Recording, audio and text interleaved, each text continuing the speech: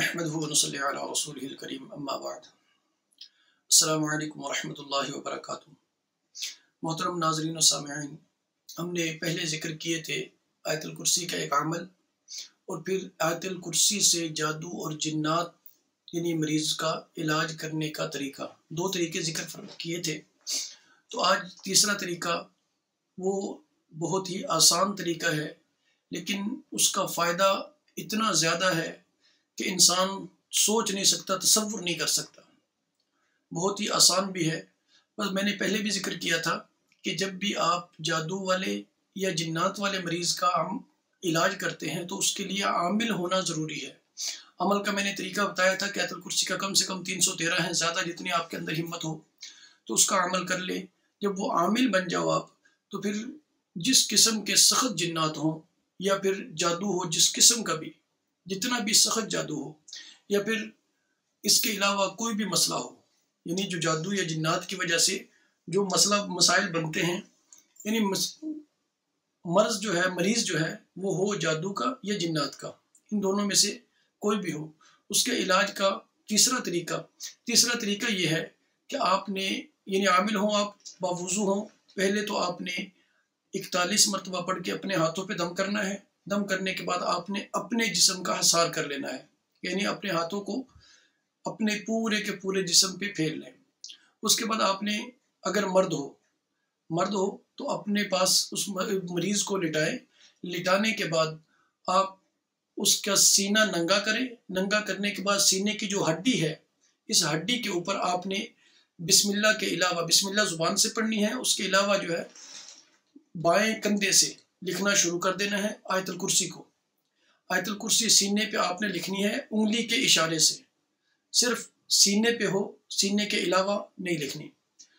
तो वो आप जब लिखेंगे, इस अमल को आपने 3 मरतबा करना और साथ के साथ आप उस यानी अमल को लिखते हुए आयतुल कुर्सी को लातादाद मरतबा पढ़ते रहें और आवाज़ इतनी हो कि मरीज़ के कान तक आपकी आवाज़ पहुँचती रहे। तो उस सूरत के अंदर जब आप ये लिखना शुरू करेंगे तो मुमकिन है मरीज़ तड़पे, बहुत ज़्यादा चीखे या भागने की कोशिश करे, उसमें आपने उसको अच्छी तरह पहले काबू कर लेना है, फिर ये अमल शुरू करना है।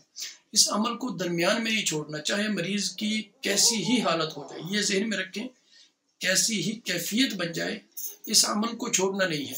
क्योंकि इस अमल से जो इंसान के अंदर जादू के मसला हो या जिन्नात हाजिरी हो, जिन्नात का ताल्लुक जिस इंसानी जिस्म से हो और उसके असर मौजूद हो, जिस भी जिनका या जिस जादू का असर मौजूद होगा, जब आप लिखना शुरू करेंगे, जिस तरह आपका हाथ चलना शुरू होगा, उसी तरह अल्लाह रब्बुल इज़्ज़त की तरफ से उसको जलाने का हुक्म हो जाएगा, यानी वो जलना शुरू हो जाएगा।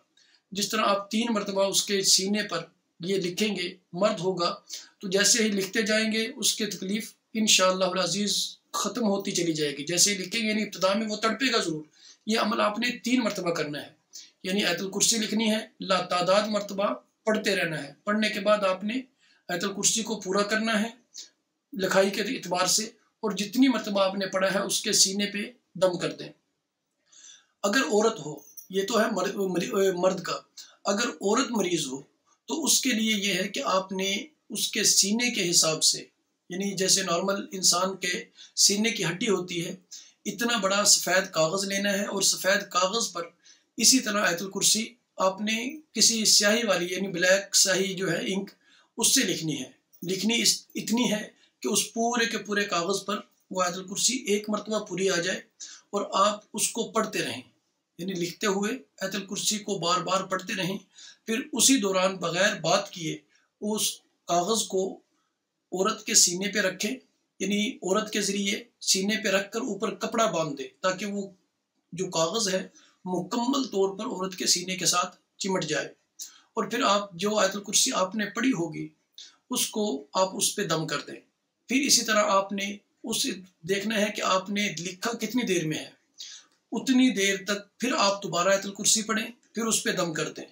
उसमें यानी दोबारा लिखने की ज़रूरत नहीं है, औरत के लिए सिर्फ एक मरतबा कागज़ पर लिख कर उसके सीने पे रख दें। मर्द है, उसके जिस्म पर आपने सीने पर 3 मरतबा इस आयतुल कुर्सी को लिखना है और लातादाद पढ़ते चले जाना है। जैसे ही लिखाई पूरी होगी, आयतुल कुर्सी पूरी होगी, आपने उस पर दम कर देना है।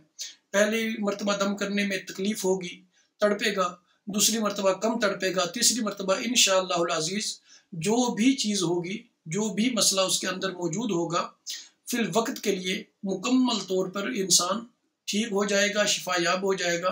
हाँ, अलबत्ता उसके अलावा आप उसको पानी दम करके, आयतुल कुर्सी का ही पानी दम करके दें, क्योंकि ये अमल तो उसके लिए है जिसके अंदर जिन्नात या जादू की वजह से तकलीफ मौजूद हो, यानी जिन्नात की हाजिरी हो, उसके अंदर हाजिर हो, या फिर जादू की वजह से, जैसे जादू होता है कि किसी को कोई चीज़ खिलाई जाए तो उसको उसके अंदर हमेशा तकलीफ रहती है दर्द की, या इसके अलावा कई अमराज हैं, हर तरह की जो भी अमराज बनते हैं जादू की वजह से, वो तकलीफ मौजूद रहती है। जादू का असर हमेशा उसके अंदर रहता है 24 घंटे।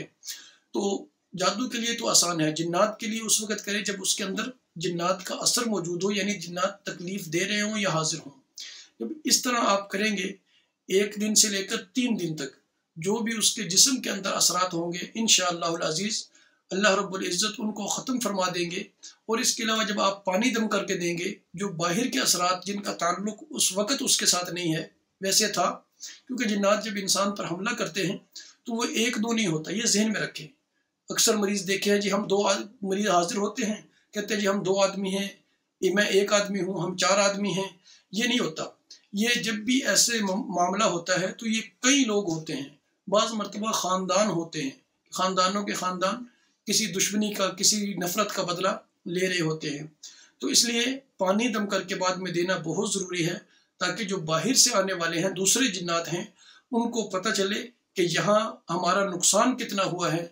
और फिर इंसान के जिस्म के अंदर जब वो पानी रहेगा, फिर इंसान के जिस्म का हिस्सा बनेगा, तो जिन्नात हो या जादू हो, दोबारा उस इंसान के करीब नहीं आएगा, उस इंसान के जिस्म में दाखिल होने की हिम्मत वो नहीं कर सकेगा। अस्सलामु अलैकुम व रहमतुल्लाहि व बरकातुहू।